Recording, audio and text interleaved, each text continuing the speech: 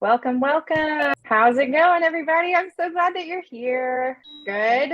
What was your big win for today? I want somebody to tell me what happened today that made you feel like you won. I got off work. Hey, that's a win. Who else won something today? What did you win? I have a buyer pending that went through after 2 days of back and forth and negotiations. Yay! How do you feel? Thank you. First one for the year? No, second. Nice. 2023 is starting off fantastic for you. It is. Anybody else? Did anybody else get anybody under contract in the past week? All right, as you come in, thank you so much, Teresa, for going ahead and doing this. I was reminded that I need to be reminding you to go to the chat box. We want to make sure that you are accounted for your market center. We want to make sure that you are, oh, look, he did it for us. That's what we need, all of that information. That way we can share the love. What are some ideas? What are some things that you can do with this list of people? Referrals. Yes, I love referrals. But you know what's interesting? Tonight we're going to use our hand raising. I don't know if you remember me from several weeks ago turning 1,000 shades of red as I was not in a space where people were breathing around me. So we're going to use our emojis tonight, and I'm going to give you my cell phone number, and you're going to text me when you get ahas. We're going to make this really interactive. And whether I can hear your words or your breathing or not, I'm going to be able to see all of your ahas roll through, and it's going to be encouraging. It's going to give me energy all night long. So we've got family reunion coming up in February, and I went to a really great mastermind event that explains some different ways that you can get referrals at family reunion. So I want to take some of those ideas and implement them here. You get this great list every single week. How do you stand out as the referral of choice for your area, for your service area? What are some thoughts on that? These are really good thoughts. Y'all brought all the thoughts to the table tonight, didn't you? Pam Carver's got the system down. She came up to our market center and scheduled a meeting, and I got to meet with her. I love that. Was that. a great way to connect. Where are you from? What did she bring you? So I'm in West Des Moines, and she brought a cute little gift bag with things from her state, and we got to meet and talk about networking because she has family and friends in the area. I love that. You just pointed out one of my favorite people. She is. I know. I saw her face pop up and I was so excited. Pam and I have been working together for about 3 years now. We both live in the small town of Tullahoma, south of Nashville. And I'm so excited that she is a Keller Williams agent because Pam doesn't go anywhere without bringing energy and treats. And I mean, you want to talk about somebody who networks like a pro, it's Pam Carver. I'm so glad you pointed her out. So that's a great point that she said that as you're traveling. We're supposed to go to Arizona later this year to visit my husband's grandparents. And you best believe I will be going to that market center, bringing some George Dickel straight out of Tullahoma. I think I talked about that last time, to that market center to introduce myself and to let them know, if you ever need somebody to train, I'm happy to do it. But also, if you know of anybody looking to move to Tennessee, I am your girl. It's a great thing to do on vacation. But with this list, some things you can do. You've got phone numbers, you've got email addresses. You can send out an email blast and say, hey, everybody, or hello, specific person that I connected with via Zoom. We all know who we're looking at and who we're connecting with, whether you're in person or not. All right. As people are still entering the room, I would like, if you have the opportunity, to turn your beautiful face on, because y'all, this is social media marketing. And when you're on social media, we want to see your face. I am currently driving, so I'll turn on Don't do that. as soon as I get stationary. Absolutely not. Do not drive with the video on. I can't say that I don't do that, but not a good choice tonight. I will not promote you driving. If it was daytime, I would, but since it's night, it's the glare. Oh, no, it's the glare. It's the glare. As more people are coming in, go ahead and put your name, your phone number, all of the things in the chat box so that we can keep up with who you are. We like to track you. Go ahead and do that. All right. Since I've got more people coming in, I'm going to exit out of this screen and I am going to pop up my phone number. Okay, this is my phone number, 615-624-1287. Since you're using your computers and your phones are free, if it's not, it's okay. I want you to go ahead and type my phone number in, shoot me a text with your name, and I want you to text me all night long. as we're doing this class, I want you to send me your ahas. I know you can put them in the chat box, and that's okay. I have my phone sitting just right here, ready to go. So as you hear things, if you have questions, I'm going to try and pause every, I don't know, 10, 15 minutes, look through, see if I've got any great questions. And that way we can stay really connected all night long, because y'all, the whole point of social media marketing is to create relationships, stay connected. And we're going to start by doing this now. And I feel so great right now. It's a good thing I've got it on Do Not Disturb, or else it would just be like, it'd be buzzing. I've already gotten a fist bump. I love fist bumps. I am so excited you're here. All right, let's see. I live in Tullahoma, Tennessee. I want to know who is the person that is furthest away from me. So Tullahoma, Tennessee, we are in southern middle Tennessee, kind of close to the Alabama border, depending on what your definition of close is. Roll Tide. I'm from Alabama. Nice. Very nice. I was an Alabama fan for a long time, and I had no idea what their record was, but I am a lover of Houndstooth. And when I found out that a football team had Houndstooth, I was like, done. I can be a fan. Let's do this. Let's play football. Don't be like that. Well, but I'm I gonna still tell love them. you, that's probably one of my biggest objections here, is because I'm not from Tennessee and I don't know anyone here. So I'm trying to really network through social media and meetup groups and things like that. People are going to get to know you so fast. You're going to do an awesome job. I can't wait to see. Thank you. I agree. How quickly you grow. Did anybody watch the game last night? It was really a game. Oh, it was garbage. It wasn't a game. I wanted so badly for that to be. I was like, I have one more opportunity to scream at my TV for college football. This is it. And I was screaming by like the middle of the second quarter. I was like, this is stupid. I'm done. This is it. College football is so much better than NFL, though. As someone who's from Augusta, Georgia, and is a Georgia fan, I agree that it was bad. It was like, awful. do we count this as an actual win? I mean, it was No, two we do championships in a row, but I mean, I guess it boils more down to what the rules are. TCU shouldn't even have had a chance up well, against. bless those boys' hearts. I was like, And they beat as a Michigan. mama, They earned their way in. Michigan. That just says Michigan sucks, honestly. look at you. I like that positivity. They beat Michigan. They did it. They earned it. And then they lost 65-7. As someone from Indiana, Notre Dame's coming next year. Don't worry. There we go. Lane, I'm going to save your number. And when Indiana comes after all of us. Indiana. No. Indiana sucks. Notre Dame. Oh. No, Indiana's Here, I will terrible take at football. They'll be lucky to go 3-9. All right. Okay, we've got a few more people that have come in. Let me double check. We've got 55 in here right now. That's about the average of the people that have been attending, which is great. That is 55 agents from 55 different places. I had somebody text me a second ago and say that we've got Des Moines, Iowa, Northwest Iowa, Albany, New York, Toronto, y'all. Toronto's probably the farthest, although I did not make A's in geography. So if you would go ahead and continue to put your information in that chat.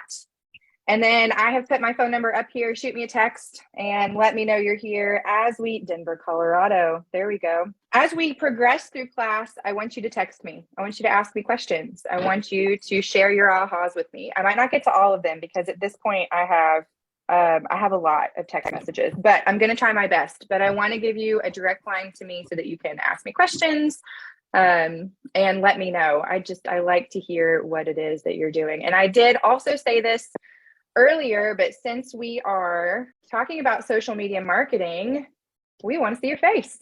So if you have the ability to show your face tonight, if you're driving, ignore this message. If you are not driving, show me your beautiful face. I want to see your teeth. And then we will go ahead and get this class started. So here we go. I'm actually going to go ahead and type in all capital letters. My phone number, 615-624-1287. That way, if anybody missed it. All right, so I want to know with a show of hands, I've had 3 entered the waiting room. Okay, great. How many of you use social media for your business? Awesome. Okay, great. I would love some feedback. Let's talk about what we're doing right now. So who feels like they have seen some success? Who's seen some some bubbling of business happen from their social media accounts? I've gotten a lot of clientels, but they're just not good clientele. Gotcha. So you're getting leads. They're just not exactly what you were hoping for. Absolutely. Yeah. But I still keep them in my pipeline, further down the road. Listen, a drip campaign's good for everybody. Doesn't matter if they're good or bad. We love a good, Right. we love a good drip. Who else has had experience with social media marketing? What successes, what wins have you seen from social media marketing?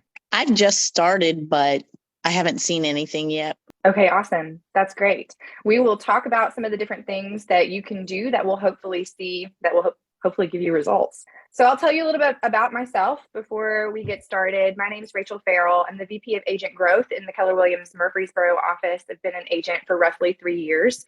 Born and raised in Murfreesboro, Tennessee. Moved to Tullahoma, Tennessee after I was outpriced in my hometown. When it grows from 44,000 people to 144,000 people, it's just too much.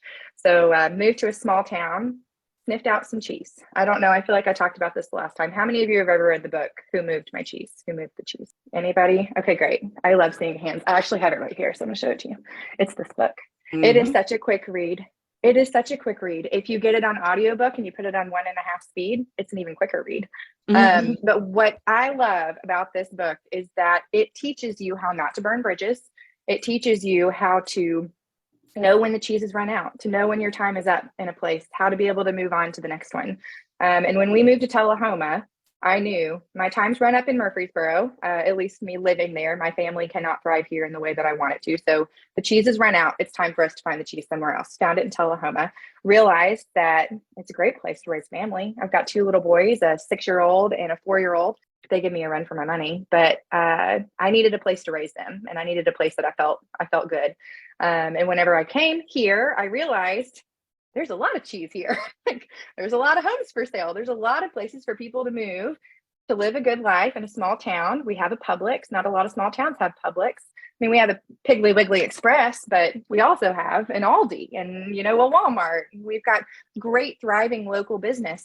And I thought, this is the time. This is it. I'm getting into real estate. But as somebody brand new to the town, I needed to try and make a name for myself. And just like you said, moving from Alabama to Tennessee, it can be hard to move to an area and not know a single person. I would walk into a store in Murfreesboro and I'd know who they were. I can trace my family back to there's Civil War people there, long, long time ago. They got off the boat in Virginia and came down to Middle Tennessee. But in Tullahoma, I didn't know anybody. So I got on social media, marketed myself like crazy, wanted people to see my face, get to know me, name recognition. And then I joined local organizations. So the two go hand in hand. You can't just social media market. You can't just network. You're going to meet those people in real life. You're going to find them online, and you're going to continue that relationship online. So that's what we're going to talk about today is continuing the relationship. Now, when somebody tells you, I want to build a relationship with you, what does that require? What does communication require? A two-way conversation. Hey, look at you. That was it. You answered my question. Nobody else. Turn off your mics. That's it. It's a two-way conversation. You have to talk to people. So when they talk to you, you have to talk back. One of my least favorite things to do is get online and post something really exciting. Post a review for a company that I really loved. Post a comment on a post that I thought just was, adorable. Loved the share, and nobody responds.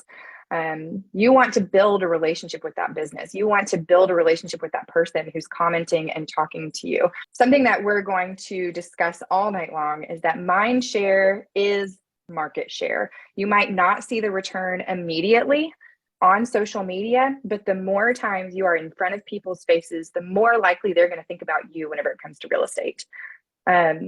So far, what's happened in my business on social media, I started it. I felt like a dummy. I kind of looked like a dummy, just to be honest. If I go back and look at my stories from 3 years ago, I was like, what on earth was I talking about? Sometimes I think that now too, but it's definitely gotten easier over time. And what I have recognized and what I've seen is that I'm getting great agent referrals. A lot of the people that are following me are other agents, and they're from out of state. And whenever people are moving to Southern Middle Tennessee, they're looking for a Keller Williams agent. They're looking for Southern Middle Tennessee. They find us on that referral network, that beautiful, beautiful referral network tool in Command, and then they stalk you. So you need to have a great place online for people to go that they can stalk you and know this person's going to take care of my people from start to end. So that's what we're going to build. Does anybody have any questions or expectations for what they want tonight to look like? That's answer enough for me. Let's get started. Yes. Oh, yes. Yes, I have an expectation for those that are starting out on social media. Sometimes it can be a little bit intimidating when you're introducing yourself as a new agent, and it's like, oh, you're just connecting because you want to sell me a house.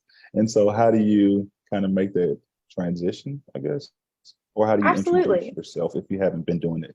I think that it is a great question. I agree. I think that you have to start just by building relationships. Nobody's going to know you're in real estate until you tell them. The whole point of social media is to build that relationship, to create the two-way connection, conversation between you and the other person. And if you come, Keller Williams, I mean, they say this all the time, come from a place of contribution, come from a place of saying, I have information that I want to share with you. I have a life that I want to share with you. Here are things that, that we can build together. People are going to be more likely to talk to you. We're going to talk about it a little bit later, but 80% of your social media marketing is not about real estate. It's about you. Whatever it is that you're comfortable with sharing. Sometimes people are uncomfortable with sharing their children. At this point, it's just my children, my chickens, all the things, they get posted online. But I think that that is what creates the connection. So my favorite example of this is Harry Potter. Love Harry Potter. It's like, it's in my ears almost all the time. It's my comfort. It's my comfort listen. And it's on audiobook. So I got online one day and I posted something that I felt like was controversial, controversial Harry Potter topic. And I asked the question in my stories, I'll ask all day long, do you like this kitchen or this kitchen? Do you like this bathtub or this bathtub? Do you prefer this shingle or that shingle? But the second I asked a question about Harry Potter that was controversial, I had like 75 responses in my stories, which boosted all of the algorithm juice. It was fantastic. But I realized what people really want is you. They want that quirkiness. They want to know, what do you love? Who do you love? What in town do you love to do? What do you not love? When do your chickens lay eggs and when do they not lay eggs? That's another thing that I find very interesting. Last weekend, my chickens haven't laid eggs in at least 2 months. They're just freeloaders. And I needed sending me some of those eggs because they're listen. If I could get them to make an egg, send me so some I of your didn't have eggs. to spend $6 on the eggs last week, I'd be happy to do it.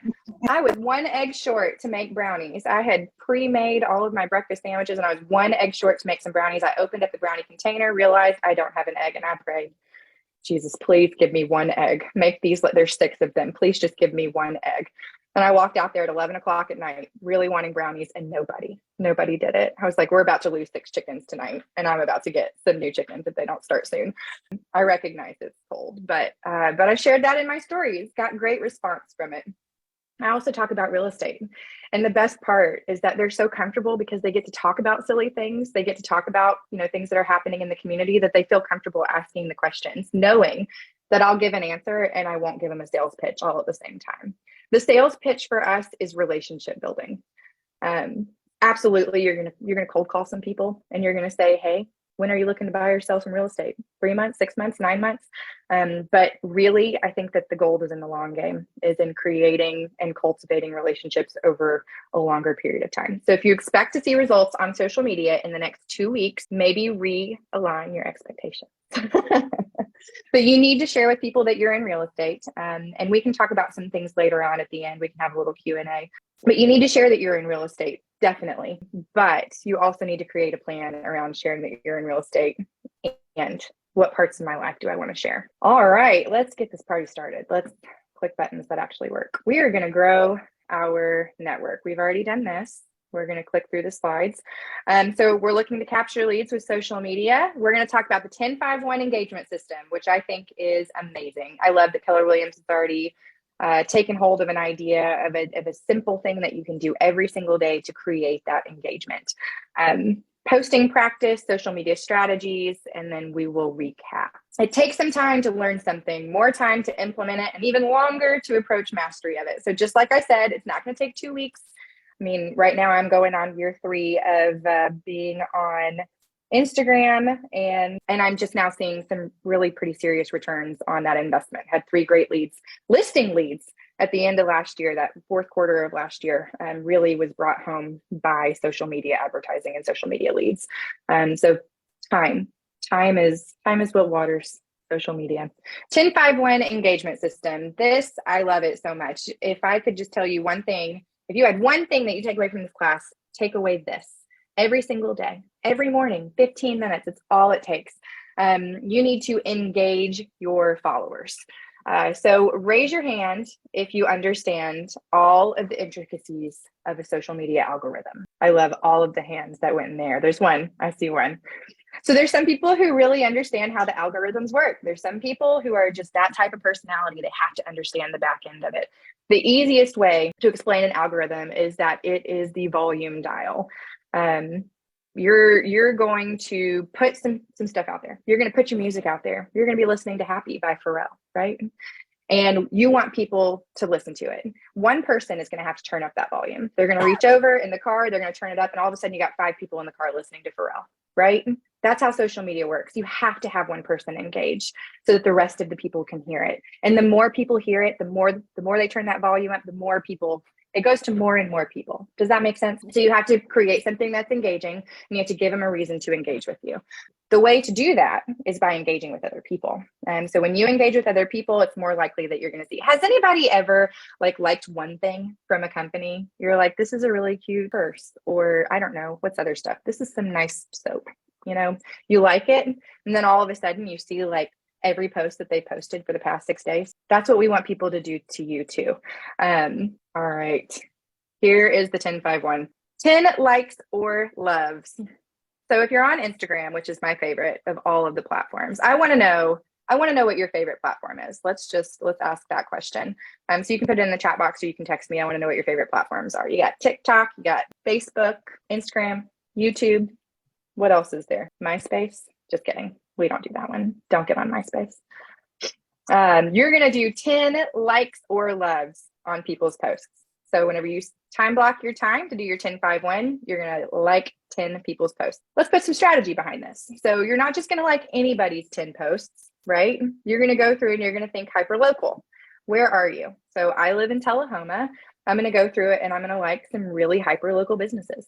I'm going to like some other real estate agents' posts because we are in community together. And we need to build good relationships with people within our brokerage and outside of our brokerage because we're going to do a deal together.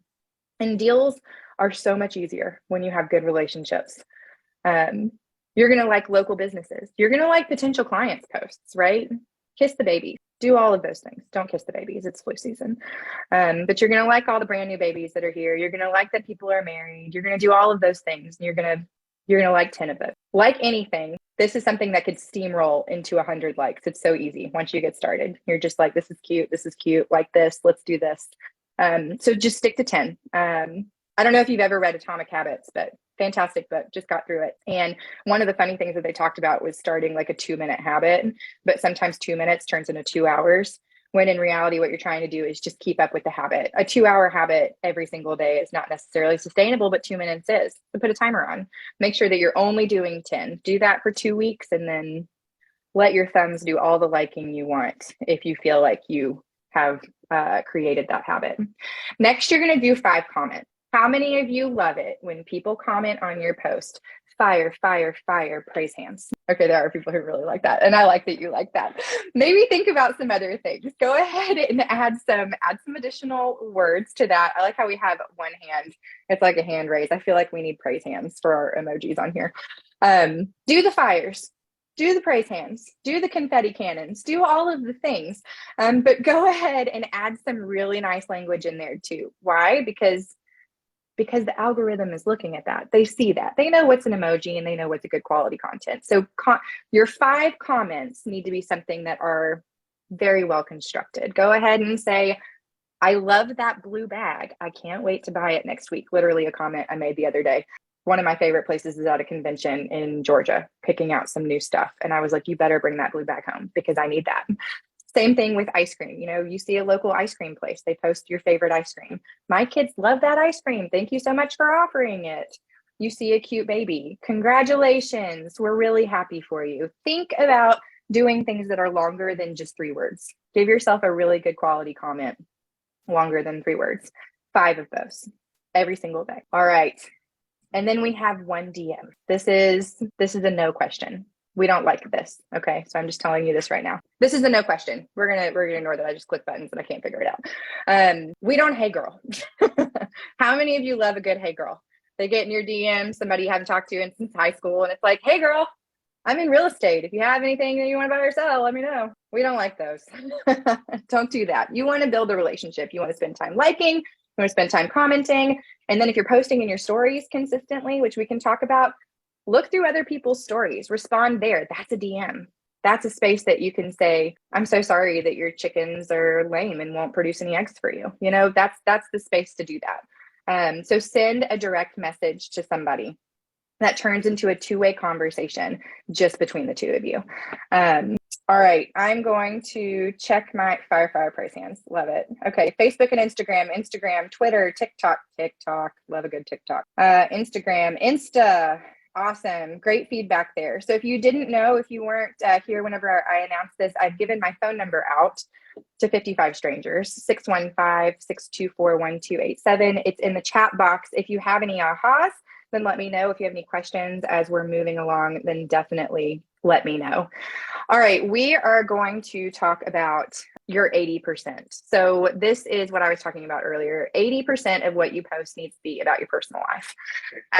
Who's got a hobby? Raise your hand if you have a hobby. Okay, great. I want to hear some of your hobbies. Hobbies that are safe for work. Go ahead and let me know. Unmute. I go hiking. Awesome. What'd you say? Hiking? Yeah. Okay, great. Where do you live? Arizona. Oh, Arizona. That's where I said I was going. Do you live near Tucson? No, I'm up in like Phoenix, Scottsdale area. Gotcha. Okay, cool. Very neat. Okay, hiking's great. You've got a lot of desert opportunity to hike out there.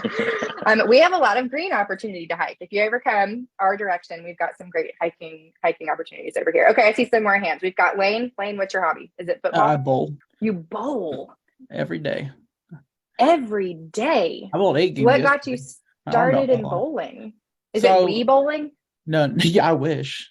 Okay. No, it's so I used to bowl when I was in high school, which is like 3 years ago. I'm 19. Okay.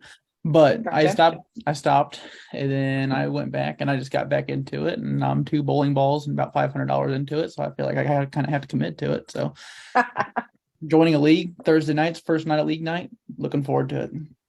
Oh my goodness. I cannot wait to follow you on social media and see how your first league night goes. Hopefully good. I'm still trying to break 200. I had 196 today. I was real sad about it. Oh, is 200? Like, do we praise hands at 200? 300 is the best you can get. Okay, great. Awesome. I praise hands whenever it goes just straight down the middle. That's where I'm at. Fire. Done. Didn't hit the gutter. It's been my favorite part about having kids is that we gutter guard now. So if it hits the side, I'm like, I'm 31 and I'm good at this. Ours has rules. You had to be 10 to have gutters. Gutter guards. That's funny. I love it. All right, Tiffany, what is your hobby? I make wreaths for doors. And when I knew I was when I started school for real estate, I said there will be gifts for my clients. So I make wreaths with their initials on it for their doors for gift. That sounds beautiful. Thank you. What a way to connect your hobby to what you're doing. Thank you. I love it. Okay, great. I've got some more text messages over here. I've got puppy, race cars, traveling, hiking, bourbon drinking, and sharing.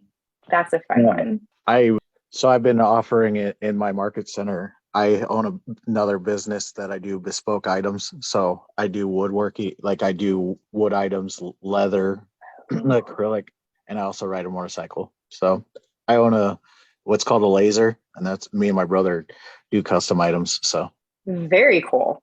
That's really neat. And definitely something worth sharing.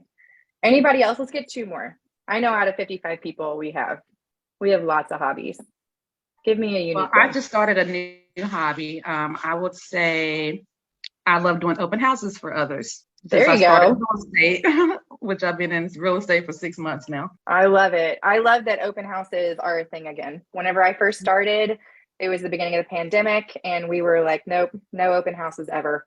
And finally, 18 months into my career, I could hold an open house, and it felt really weird thinking like, this is like real estate 101. Why do I not know what I'm doing? But we made it a party. It was fun. Being an expert in open housing, roasting, coffee, and cooking. I love that. Everybody loves a good coffee. All right. Lots of great hobbies. Just in case you didn't know, some of my hobbies include chickens and children. I also really like to quilt. That's something that I've done for a while. I don't know. I can't think of anything else off of the top of my head. I share a lot of things online, but quilting and definitely sharing my bougie backyard birds has been one of my favorite things to do. One of my favorite things to do online and share. So some other things you can post: pets, art, cooking, baking recipes, exercising or working out. That's another great one, especially at the beginning of the year. Outdoor adventures, live music, team sports. Lots of great stuff to share online. And that should be 80% of your stuff. So, I mean, if you're looking at there's 7 days in the week and math is hard. So if you're posting 5 days a week, right, then we're going to say that at least 3 or 4 of those posts are going to be just about your personal life. And then maybe 1 or 2 of those posts are going to be about your business. Does that seem easy enough? I love it. All right. 20%. Oh, go ahead. Sorry. I was just going to say that I really enjoy posting on all social media platforms, but Facebook in particular, because it has the stories and so does Instagram.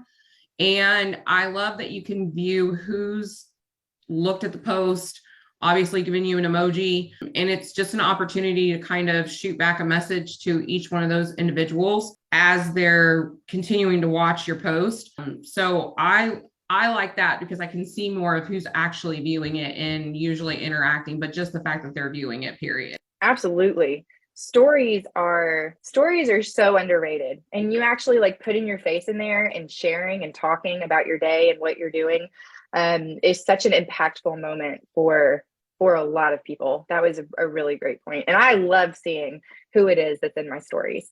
One of my very, very good friends in Tullahoma, I found online first. His name's James. He's the president of a bank over here.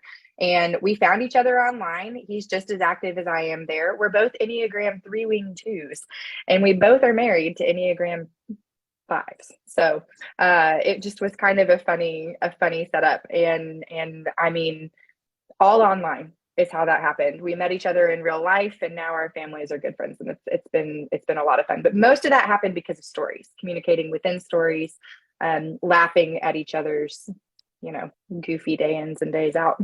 All right, our 20% business. Let's talk about this for a minute. So you've got your business posts, listings, open houses, awards, and speaking events.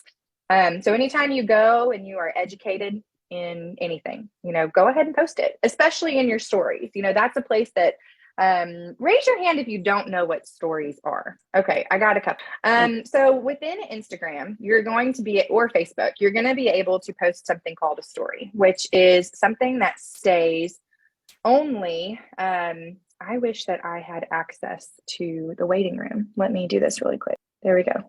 I'm so glad that y'all have my phone number. I can readmit people that got kicked out. All right, my friends. Stories are so important. So they only last for 24 hours. So you can look like a fool and it's gone 24 hours later. If you post it on your wall, it's there forever or until you delete it. So you can share it in your stories. More people get to see it as people interact with your stories, then they're going to see more things posted, more posted online that you're posting just in your feeds. But yes, stories are super important. All right. I derailed because I looked at my phone and smiled that I got sent some beautiful wreaths. Tiffany, you do a beautiful job with your wreaths. So share whenever you're at education events, especially in your stories. Take a picture of the room, say, I'm learning today, always be learning, a mindset of growth, all of those great things that you can share in that. Awards are important too. So awards are important to some people and they're not important to others. So, share them as you feel called to share them. Open houses, obviously you want to start marketing those in advance of an open house, but share while you're there. If you're doing an open house for somebody, take a live video, or if the cell phone service sucks, which it might, especially if you're from where I'm from, then take a video and upload it. You're going to get a much better quality video. But show where you are, show that you're in business, show what you're doing. Listings too. We talked about this in our team meeting today. right now, we are not in a market where you post a listing one single time and then all of a sudden 2 weeks later you have sold cash offer $800,000 over list price.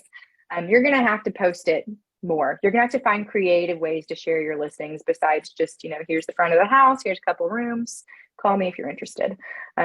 Take videos out there, pick your favorite parts. The particular house we were looking at during our team meeting had a mini fridge in the master bedroom. And so we called it the shower beer fridge. What a funny video that could be. Move into this house, have a shower beer, Any other creative things you can do with business posts? Give me some ideas on how you can post about your business. So I took an idea from another real estate agent in Indianapolis, and my friend actually told me about it.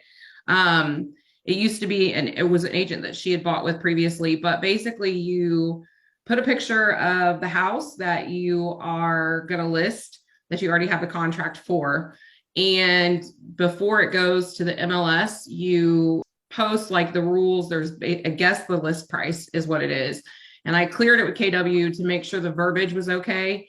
And so they have to go to my business page. So I posted on my personal page. I have to go to my business page and like and follow my business page. And then they comment.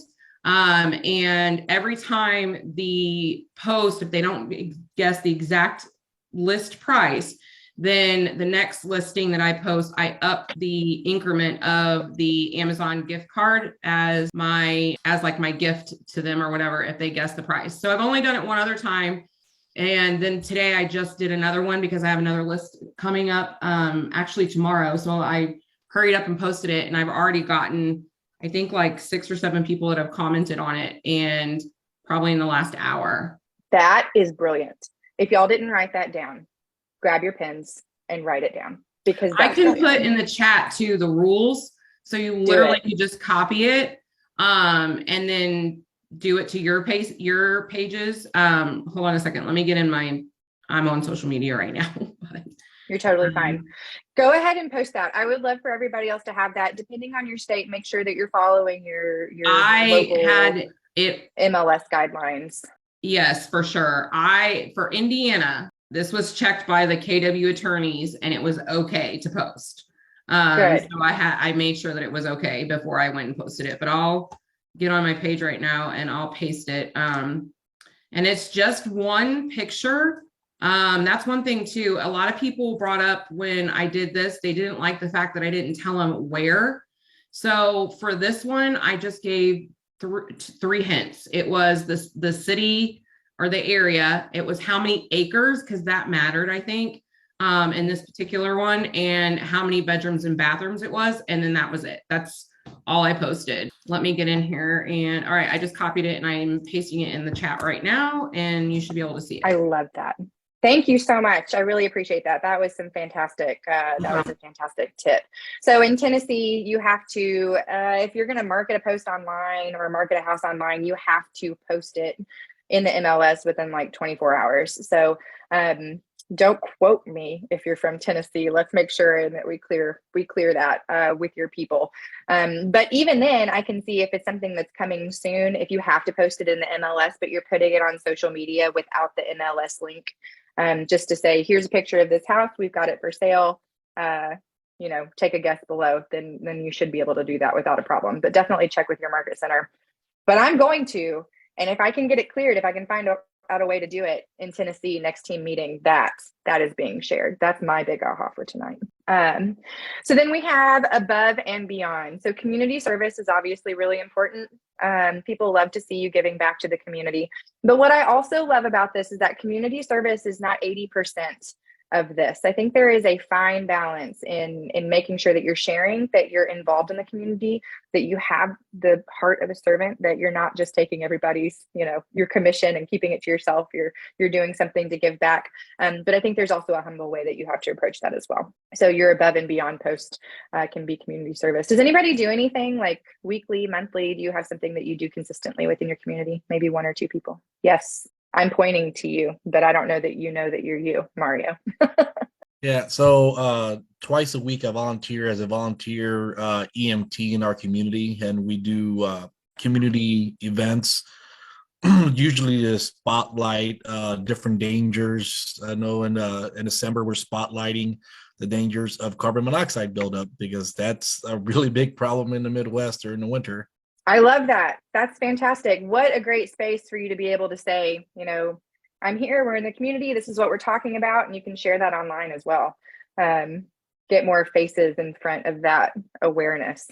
We're Blackstone. We got a new Blackstone brittle.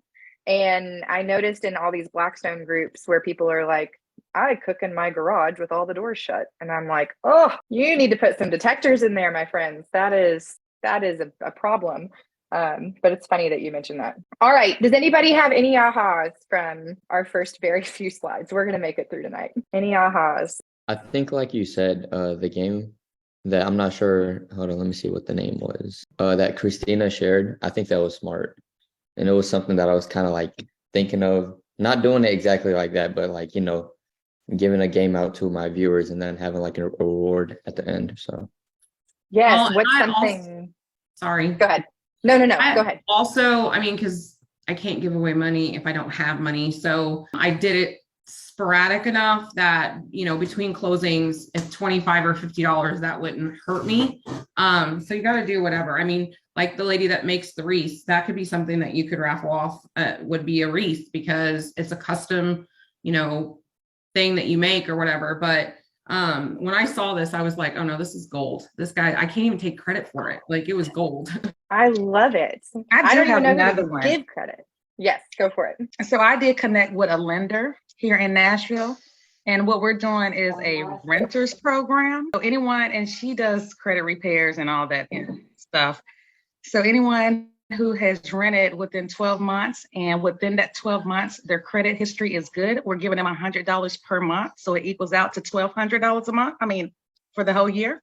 And we will give them the $1,200 toward their closing costs. So, and it doesn't have to be a full 12 months. Even if you got good credit rental history within 6 months, then that would be $100 per month. So it'd be $600. And that just comes out of our commission. I love that, partnering with people who are also looking for business in that way. That makes a ton of sense. I love it.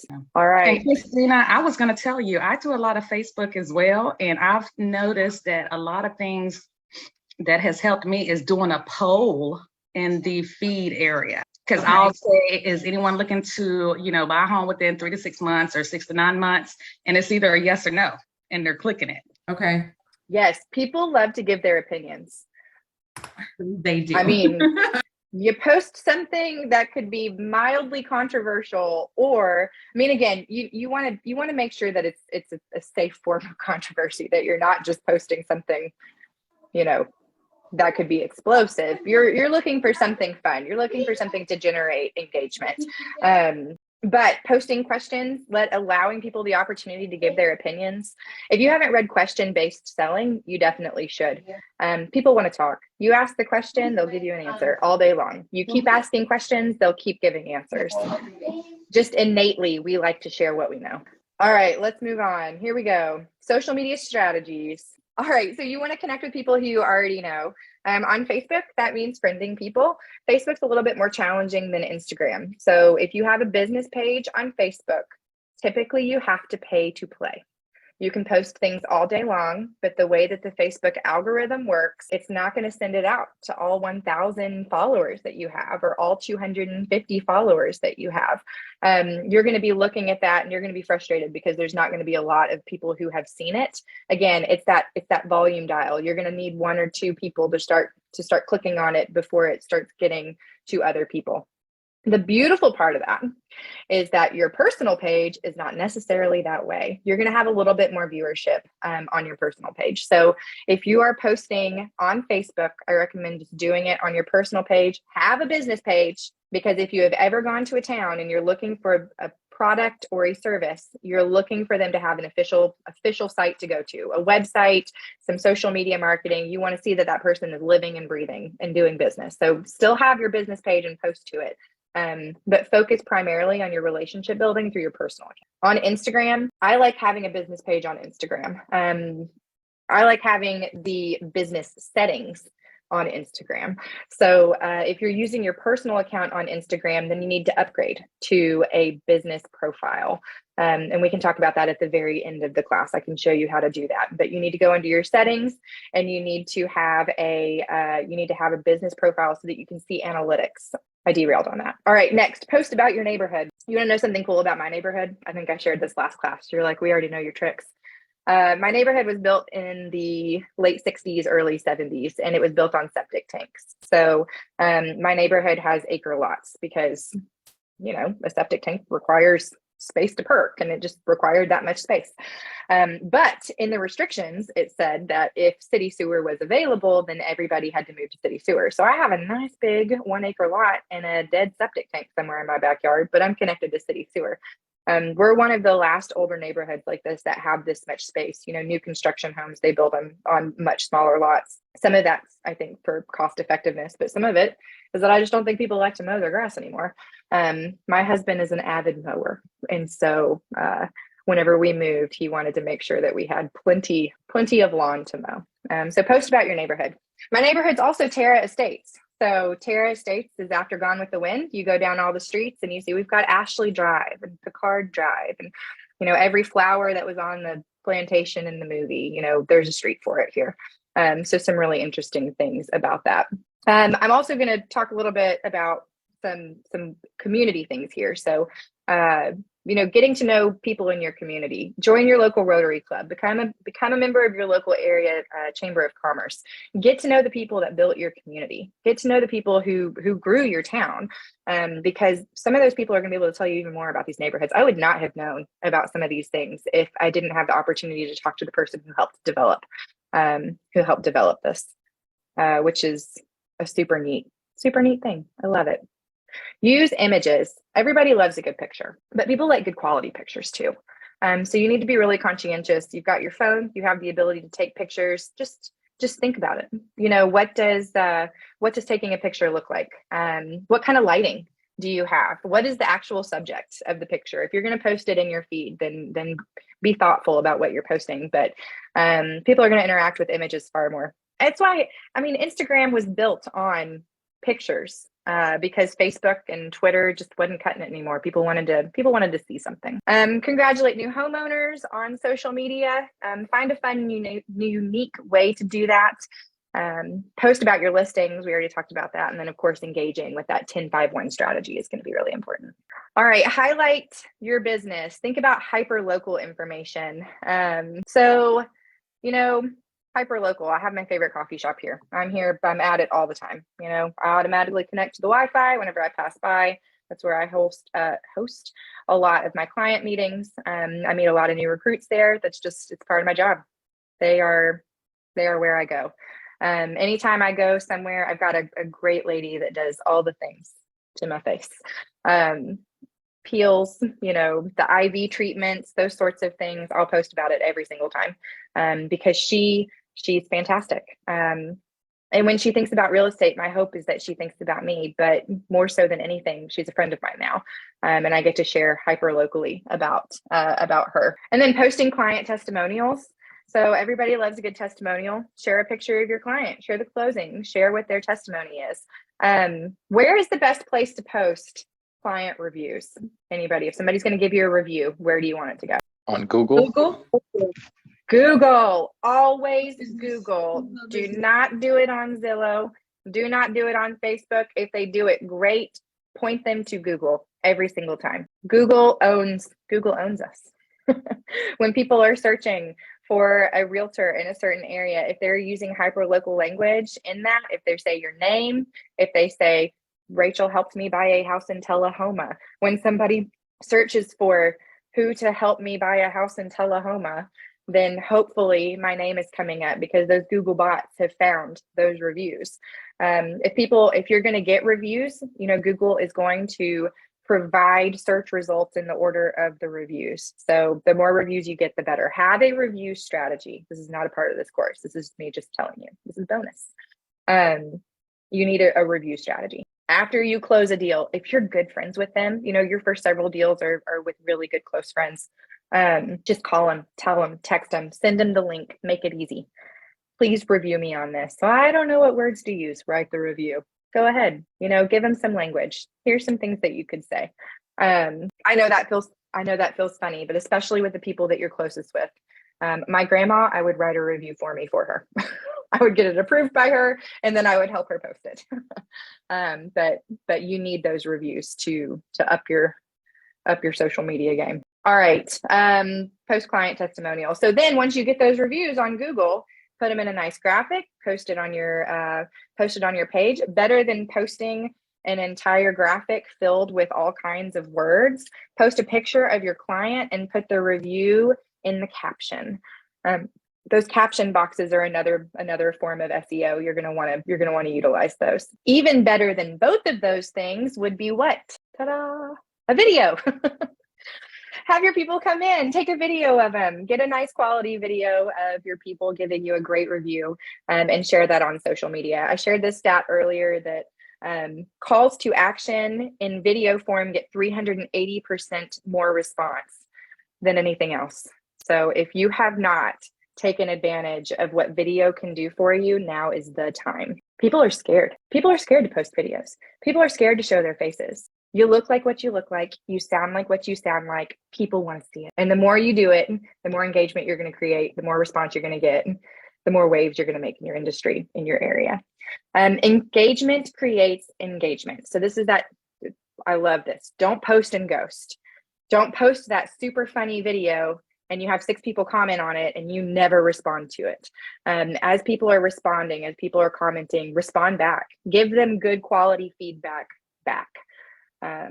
There are businesses that I have no longer used because I would comment on their things and I thought it was really fun and cute. It just made me feel sad. I like relationships. I like building relationships with the people that are local that I'm trying to do business with.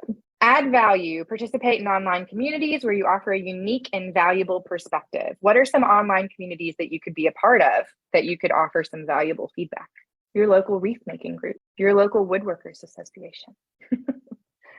Your hiking club area, all of the people, your bowling community on Facebook, or anywhere online. We've got tons of great, little sites that people can be involved in. Move to Tennessee, become a Tennessean. What else is there? We've got a women in real estate group that I'm in.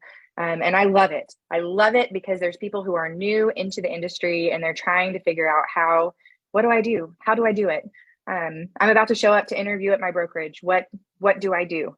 Like you're not there for them to interview you. You're there for you to interview them. So go ahead and get your goals in alignment and figure out how they can help support you. Being able to give that kind of feedback feels really nice. And you're cultivating and building relationships that way. All right. Post on social media. This is an activity. We're going to skip that for right now. All right. So more strategies for social media. Be authentic. That's super important. You want, whenever somebody runs into you into the grocery store, for them to say, hey, I saw you online. I already know you. I feel like I already know you. Whenever you sit down at a buyer presentation, you want them to already feel comfortable with you. You want them to already know and trust you if they found you online. And then that way you're next level. This is Rachel 2.0. Now that we're sitting here at a buyer presentation meeting. Don't be a jack of all trades. That's very important too. Figure out what it is that's making you grow. So that's where the analytics tools are very important. I'm skipping. That's where the analytics tools are very important. So you're going to take a look at that and you're going to see what people are responding to. Maybe your dog is not as cute as you thought he was. Nobody's responding. Nobody likes your dog, but they do like your bourbon. So post more about bourbon and less about your dog. Kind of figure out what the sweet spot is, and post more of those things. Create opportunities for engagement. Go into your stories and have a quiz day. I'm over here at this historic site and I've learned these 3 facts. Do you know these 3 facts? Did you know that the state drink of Tennessee is milk? Nobody did. That's disgusting. It should be Jack Daniels, but it's milk. So embrace video. So video is important. You want to be on it. Baby steps. Start in your stories. Post a 24-hour video. It's going to be gone. Then you've done it. You feel really good about it. Post a reel. Share that milk fact. Google it first. I'm 99% sure it's the state drink, but go ahead and share those things online in video form. Like I said, use analytics to optimize your posts. You're going to be able to benchmark. Don't drive yourself crazy with that, though. I think there's sometimes you can look online and hear social media ideas and tools and feedback, and they're like, you need to be posting 18 times every week, 3 posts per day. And you need to look at all of your analytics for at least 2 hours a day in order to see any growth. Don't do that. You're going to burn yourself out. Do something that's manageable. Take a look at it once a week, see if you've got any growth, see what kind of feedback you're getting on the posts, see how many views you're getting, and then you're going to be able to adjust from there. And then ask for help. That is huge. How many market centers on here do listing autopsies? How many of you bring in like a listing right now and people are taking a look at it to determine, here's what you can do to adjust it? Nobody. That's okay. You should suggest that to your market center. It's a totally great tool. But do the same thing with your social media accounts. Find somebody that's running faster than you in social media and ask them to look at your profile. What's something that I can do different? Hey, have you seen that I've been making an effort in social media marketing? What do you think? Give me your honest opinions. Trade your accounts, even if it's you and somebody else and you feel like you're an amateur in social media. Then look at each other's accounts from the critical eye of a consumer. If I were looking at your stuff, this is what I would think. The answer should never be take your face off of the we don't like seeing your face. Just kidding. Don't ever say that. All right. So I think this is a recap. Don't post and ghost. Your 10-5-1 is important. Everybody needs to put that on their calendar. It shouldn't take you more than 15 to 30 minutes. Do it in the morning, do it in the afternoon, whichever works best for you. But if you start doing this consistently, I guarantee you will see growth in your followers, in the activities on your posts. And then eventually, because mind share is market share, you're going to see returns in your business over time. Does anybody have any questions or ahas about this? Somebody got kicked out of the meeting and admit. Gotcha. Any ahas? Always post and ghost. I always post and get and ghost because I don't have time to respond back. I'm guilty of that. Absolutely. Don't post and ghost. You've got this. Now you know. Now you know. Now we do better. I'll try. I just always get busy and I don't get to, I get like 100 comments. I'm like, I don't have time to respond to everybody. Oh, I love that. So here's an idea. If you are doing your 10-5-1 in the morning, or if you're posting in the morning and then you're leaving it alone until the next day, the next time you post, if you're posting consistently, before you post, respond. And then, there we go, respond and then post your next post. You might see engagement improve at that point too. All right, we are moving. Oops. Go ahead. My AirPods are dying. I'm just totally new to social media. Facebook is my first form of social media, and I have that now. When I joined Keller Williams is the reason why I have that now. But so I'm still, it's interesting hearing everything, but everything is new to me. I love that. New can be fun. Yeah. What's funny is that, like, so when I was in high school, we did Zanga. There was a lot of blogging whenever I was in high school. And then MySpace happened and Facebook finally got released from the college.edus whenever I was like a senior. And then the next year, Instagram came out. I mean, it's funny because my generation, we've seen cassette tapes to DVDs. I've seen floppy disks. And now none of those things exist. I was talking to my mom the other day and I remember my first little iPod. And now, I just tell Alexa, turn on whatever I want. And it's just funny how it's all changed and how I've had the opportunity to grow with social media as social media has grown. And I think sometimes I take that for granted, that even people just like a couple of years older than me don't have that same understanding. So social media can be super intimidating, but honestly, it's a blast. It's addicting. There's a whole TV show about it. My daughter is doing a lot of teaching, and so it's her time now to do homework. Yes, use her. Bring her in. Talk to your tax person because you could write her off. Yes. All right, Aaron, you've got your hand raised. Hi, Rachel. I was curious if you had any thoughts on how to kind of build your friends list. So I found myself kind of capped at like 235 right now. And, I took a big chunk and I added like 35 more people at one time, but I found it kind of like plateaued for me. And, I'm really looking to pump that up. So like, who would we invite? I mean, they have suggestions and stuff like that, but I don't necessarily have a relationship with those people where I'd want to invite them into my inner circle where my children are online, because I don't know that much about these people, you know? Absolutely. I think you have to take a deep look at what you want to share and who you want to share it with. I mean, talk to your family, talk to your kids. I don't know how old they are. I mean, my kids are 6 and 4, so I don't really know what their opinions are on being shared online right now. One day I might find out that they hated it and I have to go through and delete everything and I'm in a lawsuit. I hope that doesn't happen. But for the time being, I think you have to determine what your comfort level is on that and then adjust your marketing strategy to it. So if you're not willing to invite people into that inner circle, you're going to have a little bit of a harder time marketing. You're going to have to pay to play a little bit more. The business platforms that Meta, which is the Facebook and Instagram group, have created, make it a little bit more challenging. You have to do a little bit more. You have to, I keep saying this word, you have to pay to play. So whether it's $1 a day strategy, whether you're putting $10 behind a post that had done really well, it's just going to be a little bit harder for you to grow organically unless you're willing to bring them in. I probably wouldn't just start adding a bunch of strangers on Facebook. You know, those things can be kind of creepy. Not adding strangers, but like if you're standing in the middle of Aldi, all of a sudden I'm like looking at a person and I'm looking down at my suggested people and it's like, that's the same person. Like they know that I'm standing here. So maybe be careful with that. But if you're active in your community, if you're going to your local coffee shops and you're engaging with the barista, if you're going to your Chamber of Commerce events, meet somebody, get their business card. If they've given you their business card, it's essentially permission to become friends. Find them online, friend them online, and just make it a game. If I meet 10 people in real life, then I'm going to make 10 friends online. That's a great way, because I pass out and get business cards all the time.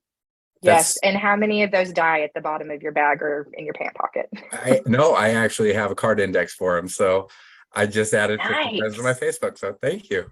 There you go. I love it. Go through and find them all and friend them. That was great. Thank you. Of course. One thing I like to add to that is that when you do like a Facebook post, you can edit on your friends list if they're acquaintances, friends, et cetera, et cetera. So that way, that's one good way to kind of filter out what circles get to see what and how in depth you want them to get in with you. I love that. You can create your close friends list. You can create in that way, you know, if you're posting something embarrassing your kids did.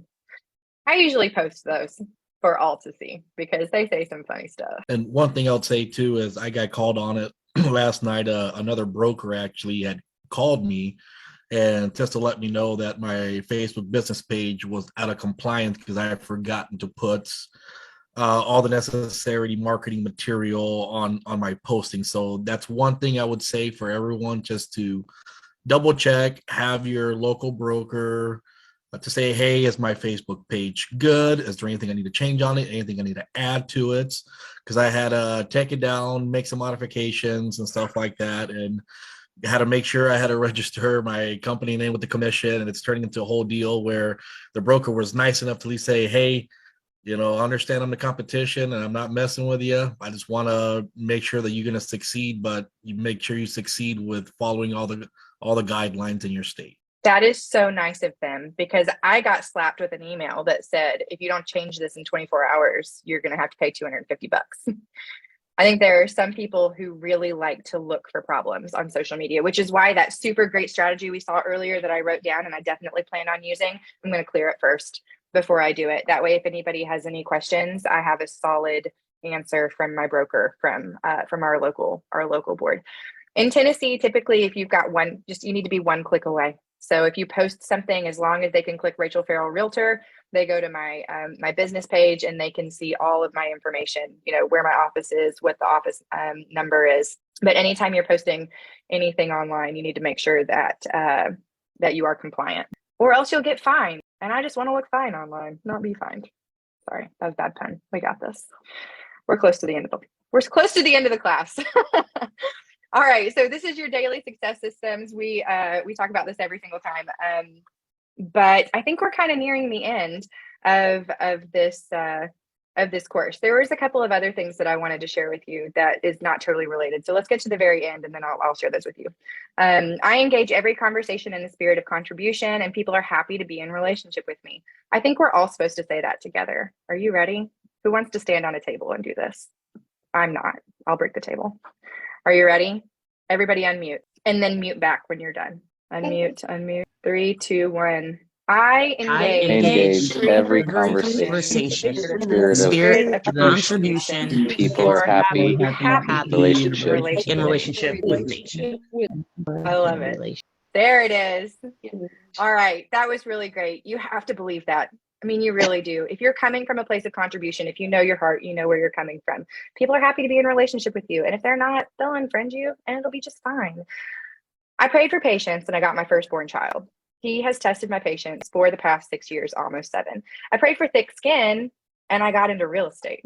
And it's been hard. There have been some times where you look at clients or you look at other agents and you're like, what? This is why I have E&O insurance. How did you pass the test? I have no idea. And they can just be mean. Like they can be hard. Those are so much fewer than the people who love to see you online. I got a couple haters. There's a couple people that look at my stuff online and they're like, she's eccentric and she's crazy, which is the same word, but different. And this makes no sense. How is she in business?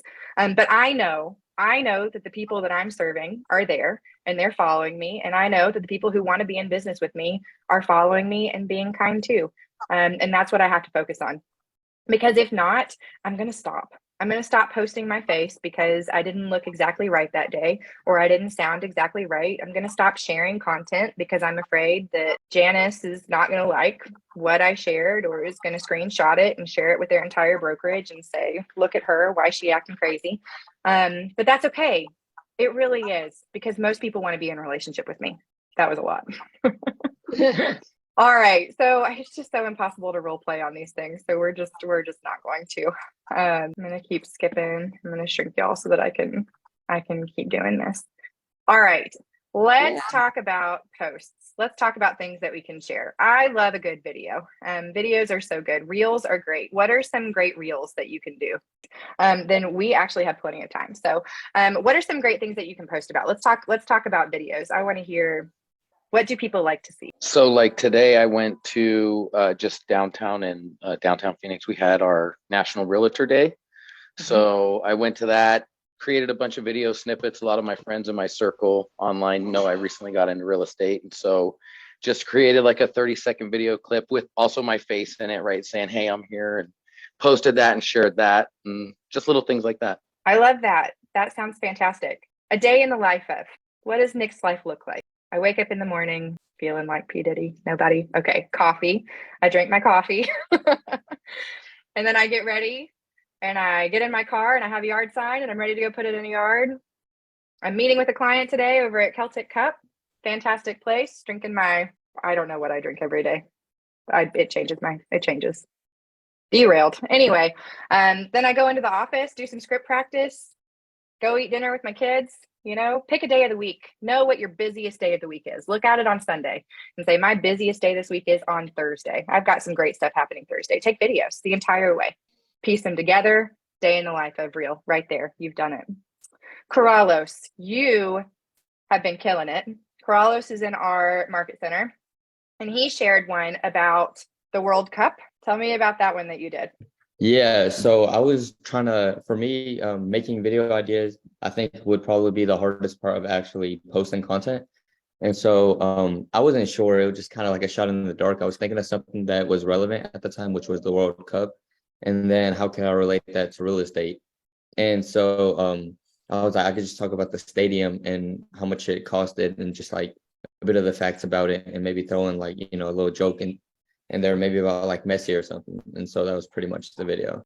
I loved it. I thought it was awesome. We had a social media class like this in our market center. I get online and there were cuts, there were captions, there were like pictures. It was fantastic watching what he does. Corrales has also partnered with one of our fantastic lenders in the office who's really good at video. Brian does a fantastic job. He does a great job of posting videos, and they had this interview thing set up where Brian asked Corrales a question, Corrales answered the question, and it was this great, I think it was more scripted than not, right? Yeah, well, yeah, so it was like sort of like a podcast that we did, but it's not really a podcast because we just filmed like little clips. And so that's how it kind of is. And he'll let me know beforehand, since it was like my first time, sort of like along the lines of what he'll ask me. And if I needed to like restart or anything, he'll let me do that too. And so that's kind of how that works with him. I loved that he does that for you. And I find it hilarious that fake podcasts get as many views as they do. You put a microphone in front of your face, post a video on it, and people are like, that guy, he is official because he has a podcast mic. So think through some of those things. We shared a reel earlier today in the Market Center, a reel, a TikTok, any sort of short form video. And she was casual. She was in her sweats. She was putting a yard sign out, and we got to see a front view of the house. It was 11 seconds long. She used a trending audio, Google that, figure out how to find some trending audios, and you've hit some really important things. Somebody seeing your face. So you've got that, you've got recognition of who you are.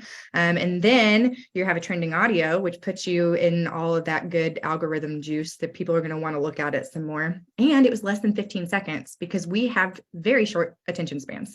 If you're going to post a 90-second video, just know that it's not always going to get great response. If you're going to post a 10-minute video walkthrough tour, your engagement is going to stop at like 30 seconds. Post those things for sure. There's a group for that, but when you don't see high engagement numbers on there, don't give up. Shorten your videos. My videographer, so I love my videographer. I interviewed 2 or 3 after the first couple of listings that I'd had because I wanted so badly. Oh, she was out of Arizona. Actually, Shannon Gillette is her name on social media, and I loved her house tours that she was in the video. And so I showed it to 2 or 3 different videographers, and I was like, this is what I want. How do we make this happen? And I had one tell me, absolutely not. I'm not doing that. Here's my package. You either want the package or that's it. So gone. Interviewed another guy, his name's Pearson, and he's been with me for 2 years now. Every time I have a listing, I get a horizontal video. We do like less than 5 minutes. We do a horizontal video. I'm in it the entire time. You're not going to want to miss this backyard. Wait until the end. I jump in the pool, and then we walk through the house. And then at the end of this one particular one, actually, yes, Pam saw that one. I jump in the pool. I was wearing red pants. Talked about this last time too, how my mom was concerned about the red pants fading. It was a saltwater pool. It was fine. No chlorine ruined my red pants that day. But then I also do a vertical video. It has to be less than 90 seconds. There's some houses that I only do short form vertical videos on because they get the most amount of engagement. If you can master short form video and post it on YouTube, you're going to get a huge amount of followers. I am not utilizing that the way that I want to, but I posted a couple of videos that I had done in short form on YouTube, and all of a sudden, like, my subscriber count started increasing. So if they're subscribed to you, they see things, you can see, they see what it is that you're posting. You post those short form videos, and then eventually when they want to learn more, they're like, hey, she posted a funny video about real estate. Who's that one real estate girl from Tennessee? Rachel. I'm going to go to her page. She's got some more long form videos that actually have some really good educational content as well. Somebody take that strategy. I'm not using it, but I should, and so should you. So reels and video are where it's at. Another thing that somebody shared that I really liked, reverse bolds. Have y'all done reverse bolds yet? Do you know what that is? Okay, great. It's where you have people call you. So whenever you attend Bold, because it's a fantastic thing to join. Everything at Keller Williams is fantastic.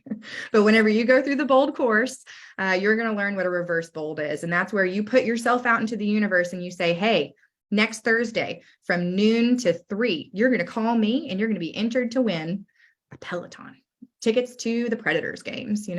We gave away a quarter season of Preds tickets last Bold thing. I think this year we're going to try and give away like CMA tickets. But you want people to call you. The goal is for 100 people to call you, give them their information, and then hopefully that eventually turn into a client. So she was posting about that. Her team is doing a reverse Bold for Nashville Zoo tickets.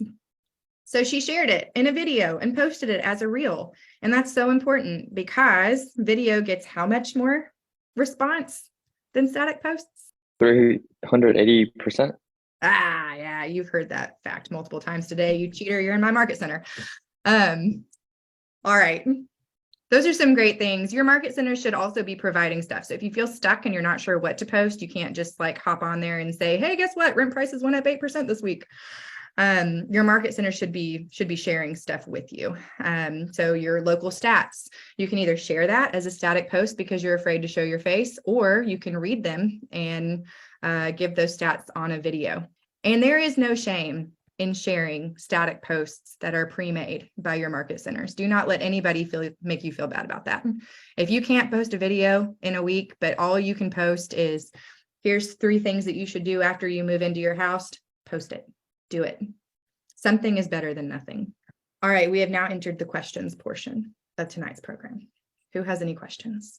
I actually have a question. It's funny that you said that because I am a real estate agent, but I'm also a photographer, and I had the opportunity this weekend with my sponsor to take photos for a Airbnb rental that she has. But I don't see that a lot of agents in my area do those videos, I guess, where you're kind of like giving a tour and you're more personable about the properties that you're listing. So how would I go about, I guess, my question is, how would I go about reaching out, or what would be, I guess, the best way to go about reaching out to agents in my office concerning that? Yes, find somebody that you can experiment with. Get somebody that's really personable, that's been on camera before, that you feel like would be a good guinea pig, and do it for free. Ask them about a listing. If they've got a fantastic listing, let them know. Say, hey, Janice is my girl. I really want to highlight your listing. Let's go and take a look at it. I'd love to take a real video with you so that you can post it short form. And do that. Pearson and I started doing this, and there's at least 5 or 6 other agents that use what he and I like to call the Rachel package, but it's not marketed that way. But there's other people who will pick up on that. Once one person does it, it truly is contagious. And I think that's key. Are you in a small market or a larger market? A fairly large market. I'm in New Jersey, the Montclair office. Okay. But I would say the average house is about $1 million in the area that I live in. Holy cow. Yeah. Real fast here with that. I'd take 2 of those. Go to Disney World. Okay, so I think that you can start doing those. Offer it. I mean, I pay $150 a reel. Just okay. I will pay for the professional reel, and then I'll do several of my own as well. Okay. But I will take advantage of every single listing that I have. I will be there for the pictures. I will be there for the video portion of it. And I'm prepared with a list. Like, these are the things that I want to have done. These are the videos that I want to have so that I can continue to market throughout the life of this listing. Go ahead and get sold. Go ahead and get your sold picture. Pop some confetti. Hold a sold sign. Do the boomerang up in front of the house. And I have been posting, I guess that's the element that I am missing for myself personally, not for photography or videography, just posting daily. But I guess the video aspect, like you were saying, has exponential growth as opposed to just posting a bunch of stats and people are like, yeah, that's great. Even though I do good feedback from that. And I have people that I know in my sphere of influence that I'll see, whether it be, at the grocery store or whatever. Hey, I saw you posted about X, Y, and Z. Tell me a little bit more about that, and that's the furthest it goes. But I guess me being in front of the camera and making it more personable adds that extra, on top of it, I guess. It does. It goes from this being the like, know, and trust to this being the like, know, and trust. It's not just an image of something that they're going to remember in their brain. It's you. It's your face. You're the one that shared the information. You're the one that did the thing. If you host any events, if you do we had somebody local do a panel, what in the world happened? And so they hosted it at a local brewery. They had 4 or 5 different experts in the industry, and then they had a live video on it. Live videos are great if you have private groups, FYI, because it'll ding them and let them know your private group. I'm going to steal Carlos's idea, because I actually did think of that, going with a local lender and actually kind of interviewing him. Because people want to know, they're scared because they're listening to the news or whatever, but to be in front of a local lender that I, can pick up the phone and say, hey, tell me what's really going on in the market versus what, CNBC or whoever's putting out there that kind of has everyone kind of oh, I'm just going to wait till the market goes down, or inflation, all these other things that people are kind of like, they don't voice it, but it's in the back of their mind when it comes to getting ready to buy. It's just because what the news is putting out there that kind of has them kind of in fear, where I can just go to someone that I know and say, hey, tell me exactly what programs are out there, whether it's the 3-2-1 buy down or whatever it may be, to kind of educate my audience and make them feel more comfortable looking for a house, you know? Absolutely. What a fancy thing lenders have just popped out with this 3-2 buy down. It happened real fast. Interest rates went up and they were like, we have a solution. Here it is. Buy down your rate for 3 years, 2 years and 1 year. And nobody knew what that was. Even some seasoned agents were like, what is happening here? I have no idea. And so going through and sharing those options is huge. And lenders love it because you're giving them face time. Mind share is market share for them as well. So be friends with lenders and make that happen. What other questions do we have? I have a question. My question is, what video software editing do you recommend? It depends. So if you're really good and tech savvy, then use whatever you feel comfortable. You probably already know what you would use. So like iMovie is great. If you've got a Mac, use whatever software your computer's got. If you're brand new to video, use the program that you're posting to. So Instagram has a pretty user-friendly platform for you to upload videos to or to shoot videos in. And there are tons of YouTube videos on how to make that happen for free. I use InShot on my phone, InShot. And I paid the like $3.99 to get the ads to go away. But it's super cheap. I can do voiceovers on it. I can piece things together. I will screen grab songs that I want and piece it in where I like it. But the easiest thing that you can do is use the platform that you're posting to. Use their video editing software. It's really pretty smart. Like most of those platforms have made it to where the user can do it, because the more time people spend on their platforms, the more money they make. So they want to make it really easy for you to be able to post videos. If you're just starting a video, the best thing to do is just shoot a straight video. Come up with a 10-second script, shoot yourself saying it, and then post it online. And then start getting into editing things as time goes on. Get comfortable with just sharing yourself first, and then add in the layers. The next piece, I think, would be taking multiple clips and then adding them together and having an audio overlay on it. And Instagram makes it super easy to do that as well. Thank you. Other questions? Absolutely. How many of you do not have social media platforms set up? We had several people in our market center that were like, I don't even have an Instagram. Is anybody starting from complete scratch? Look at y'all. This is 57 of the tech savviest people I've ever met. No, I wouldn't say that. Like, I'm on social media. I'm on there, but I just did my first TikTok last night. I've never done a reel. I've never done any of that, but I'm on social media. Good. But I don't do videos. I hate videos. So I'm trying to get out of my comfort zone. And yesterday I did a video. I forgot, it was short and simple, but it was kind of generic. After I look at it now, I'm like, oh, I need to do a little bit more, but live and learn. You got it. You're going to do great. Start small. Do a selfie, a smile and turn. Standing in front of Walmart. This is it. I love telling people that we have Publix, because when they realize that you can move an hour outside of a big city and you have, Oh, that's a big thing. And, now In-N-Out is coming to Nashville. So I am excited about that.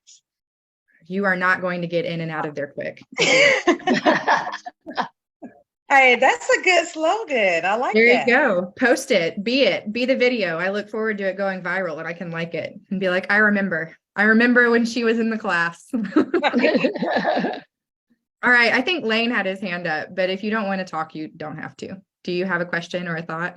No, I raised my hand about the thing about, as far as like a business social media page, I don't. I have like a personal social media page, but like as far as something like for my real estate business, I do not. Okay. I actually just started like a week ago too. So.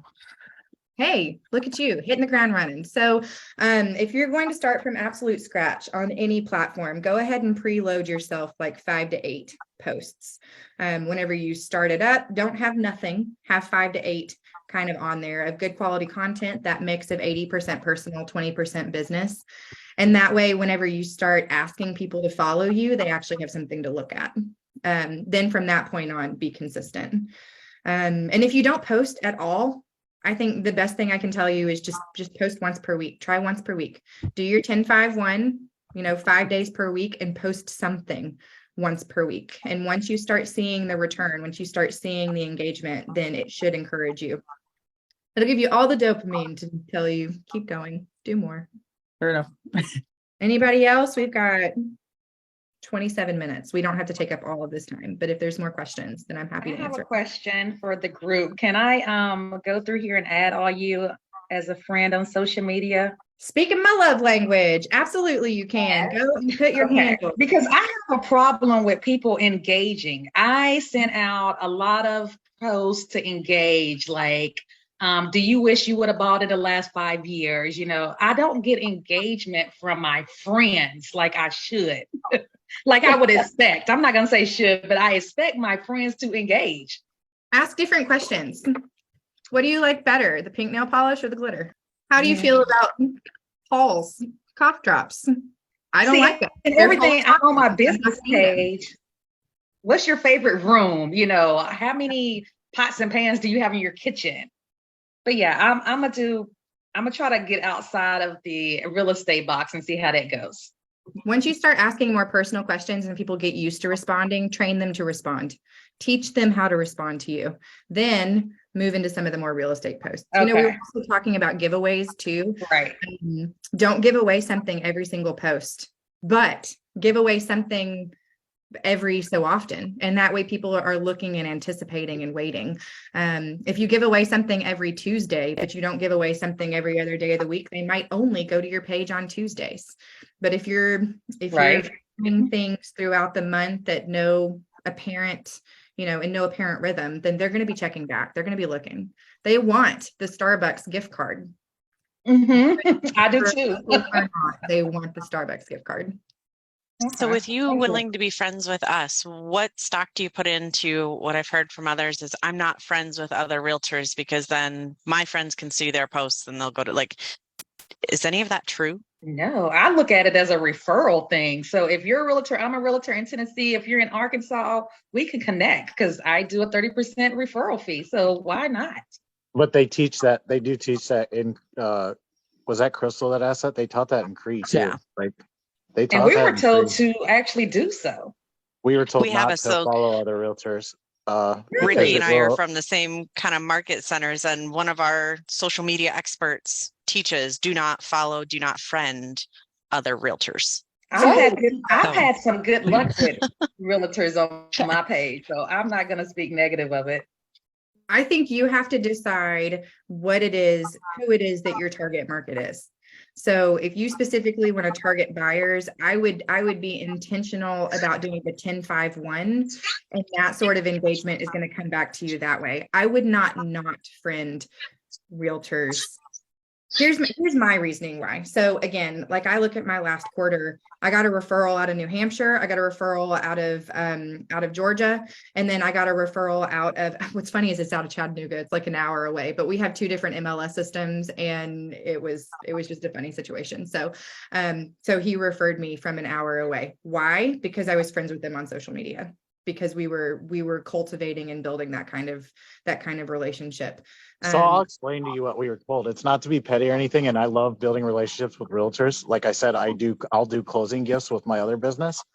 It was what they said is like Crystal was saying. It was saying because of the Facebook algorithm, if you're flooded with realtors, it will start showing your friends pages you like. So it'll start showing other realtors pages, and they might look, you know what I mean, and they might look at them. Okay, so it's not about friending another realtor. It's about liking their business pages. Yeah. That's it right. Might suggest that they should be your friend, but if you like their page, it'll say Rachel. Right, and I guess I didn't say it that way. They said not to like their business page. That's specifically what they said. Not friend other people. That so feels sorry about the muddy water. So much better inside of my heart, because I think you need to be friends with other realtors. Oh yeah, no, I have a Facebook page, but I also have a personal realtor, and I'm doing quote fingers like you can see me. Sorry. I have a realtor personal page also. Mm-hmm. And then I have a business realtor page also, but I don't. So I feel bad because a lot of people in Market Center are sending me like my business page, and I'm not. So anybody from my Market Center, that's why I'm not, is because we were advised not to follow other business pages to flood, because you want to be the first suggested on your friends is the idea. But my whole friends list is my pretty much my Market Center, and then my personal people and people outside that too. Advice if you feel called to, but if you don't and you like other people's stuff, don't feel like it's ruining your social strategies. I think you're going to be just fine. If you are liking and commenting on a lot of stuff from other realtors, it's going to show up for sure. And I think that's where taking that 10-5-1, I'm thinking more Instagram. So if you're on Instagram and you're doing the engagement, for me, it's a little different because at this point, like I'm in a recruiting role. So we've got the team leader, we've got me, I help with that piece. So engaging with other agents is also very important. But think about that too, from your social strategy. Who are you trying to engage? Who do you want to come to your page? Do you want other agents to come to your page to build those sort of referral networks? Or are you really, really just marketing to buyers and sellers? So how do you get to them? Also, utilizing some different target marketing techniques, I think would be really helpful too. If you've got a database full of emails and you can upload them into Facebook so that you can target market those people, it's going to help really pinpoint your business pages as well. So if you feel like the algorithm is kind of flipped upside down, there's some strategies that you can do to flip her right side back up. Oh, also just key information, because I was looking through my settings. If anybody doesn't know this, when you're looking at stuff outside of Facebook and you're like, I just looked at that, why am I seeing ads? It's because Facebook knows it literally says outside of Facebook activity on your settings for everybody to know. Facebook pixels are a very scary thing. Yeah. They track you, they follow you. They know what color dresses I like to buy because they are the ones that I scroll past. Ann Taylor and I mean, we get each other, and it got me good in December. Nick was like, you have to delete Facebook. It keeps target marketing you too well. All right, Nina, what you got? Changing the subject back to social posting, the hashtag, how important is that? I'm not very good at this stuff, so this is very new to me. That's okay. Hashtags are like a filing system. So if somebody's searching for something like, Tullahoma Realtor, then it's going to use that as a filing system. They're not as important as they used to be. If you're going to use hashtags, don't do 200 because that's annoying. Pick like 5 or 6. Try something hyper local. Try something a little bit more broad. Tullahoma. There's only one place in this world named Tullahoma, and it's us. But same with like Murfreesboro. I struggle a little bit with like Manchester. It gets a little muddy. So we've got Manchester down the road. Manchester, Tennessee, or Manchester, England. I don't know. I have some British people that follow me now because hashtags that have gone the wrong direction. So don't overthink them. Pick a cup. Where are you from? Miami. Okay. So hashtag Miami, hashtag a couple of really hyper local things, see what happens, see if you get some engagement from it. But don't overthink hashtags. Okay. Thank you. Absolutely. I will say the hashtags do show up if you put, because I always hashtag my name, your realtor Naomi, or hashtag first time home buyers, or hashtag realtor advice, whatever. But if you put it in a search bar, if someone's looking for, say, Keller Williams, and they put it in a search bar, it will come up. It will, absolutely, which is your hashtag is. System, where that filing system comes into play. The question is, or I think, what you really want to think about is like that organic growth. Who is that being shared with locally? Most of the time, these platforms are trying to put your stuff in front of people that it makes sense to anyway. They know what your pictures are. They've got all the bots that can look and see, like, she's holding Starbucks, and we know that Janice drank Starbucks 2 days ago. So let's post that and see if they can make a connection. So there's other ways now that the internet has become smarter to be able to make those connections for you. Again, hashtags they're not bad. Use them. If you see good growth from them, then continue to use them. I just wouldn't hang your hat on that as a strategy for growth. Video is going to be where, and that's the thing about Reels too, the short form video, is that whenever you're flipping through your For You page, you're not flipping through a bunch of friends' posts, you're flipping through a bunch of strangers' posts. So if you're creating really good quality content, then Instagram is trying to put it in the hands of people who will view it. And that's not based off of the hashtag, that's based off of the content there. Still use hashtags. Please hear me say that I'm not saying hashtags are wrong or bad. Use them. We ask our market center agents to hashtag KW in borough so that I can find them online and share their stuff because I specifically search for that hashtag, but I use it like a filing system. Okay, thank you. Absolutely. Karalos. Yeah, hello? Okay, yeah, you can hear me. All right, I just wanted to give insight on one last thing real quickly before this ends.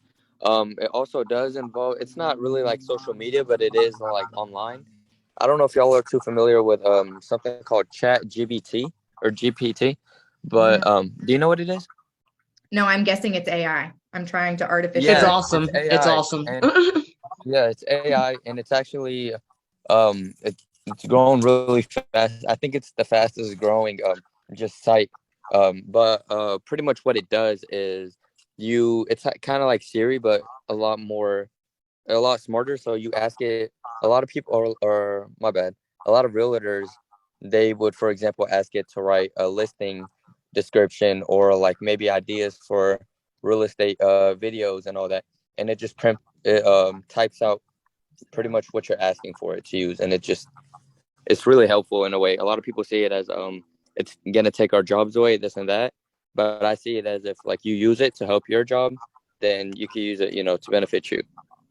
Absolutely. If you're feeling a brain block, writer's block, you're not really sure what you want to post, and you go into one of those AI tools and say like, give me 3 tips for new home buyers, 3 tips for new home buyers. It'll type it out. It's kind of scary, but it searches the internet. It finds 3 tips that it feels are good and types it out for you. Yeah, it's kind of like an assistant. Make sure, although I'm sure sometimes its spelling is better than my Butterfingers. All right. We have reached the end of class. This was a lot of fun. I hope that you had fun. So much so that I would like to ask for your help. So I'm trying to become KWU certified as a trainer, and this is one of the courses that is applicable under this under that umbrella. So over here I have a QR code. I would love for you to give me your honest feedback on today's class. So if you would scan the QR code, and then here are some of the, it's a virtual class. Rachel Farrell. My name is not in the drop-down list because I'm not a KWU certified coach or trainer. You'll have to go all the way to the bottom and click other, and then type my name in, Rachel Farrell. And then capture leads with social media is this Ignite course. I would greatly appreciate your feedback as I try and reach one of my goals, which is to become a trainer, a certified trainer. I trained tonight. I want the stamp of approval. You have my phone number if you need anything. Do what? I'll give it right now. You got it. Wait, no, scan the QR code first, and then I'll scroll. Yeah. Have you ever been to like a race out in Tennessee before, like Bristol or something like that? I did. I cannot say that racing is a hobby of mine. Oh, racing is another hobby of mine. I went to a tractor pull. I've been to one of those too. Those are pretty fun. I'm like the last of a dying breed of racing fans. Oh, that's so funny. We've got one. We have a racetrack in Smyrna. It's really close to us. I got Naha, the short form videos. I'm constantly flipping past things that take too long to get to the point. Absolutely. Oh my gosh. And don't ever start a video with, hey, it's Rachel Farrell from Keller Williams. Like I'm already clicking off. I don't even like my name. I can't even say it. I can't say Rachel Farrell, Keller Williams. It's too many R's and too many L's. End your videos with your name or put it in the comments. Start your videos with something of value besides your name. That's okay. As soon as I hear my voice, I click off. So Just as long as I'm other people- glad you said that because my video yesterday, it started out with, "Hello, my name is Naomi with Keller Williams." Absolutely. If you can't hook them in the first 3 seconds, if you're standing in a cool house, then you're not going to want to miss this. Look at this great thing. Here's the beer shower fridge. They're going to be hooked. Ooh, give me a wine storage and Yeah, I'll talk I'm about like- it all day. A shower beer sounds terrible to me. I'm like, it's going to get warm.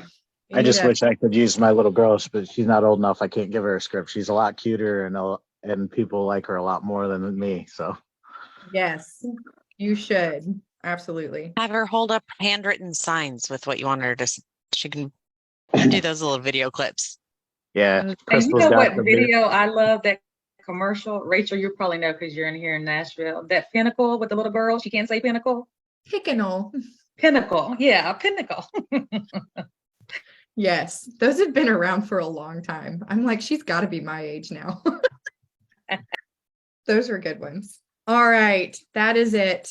This was great. My number is in the chat box. It's below on this thing too, but I'll tell you it out loud if you've got a pen and paper or your phone out.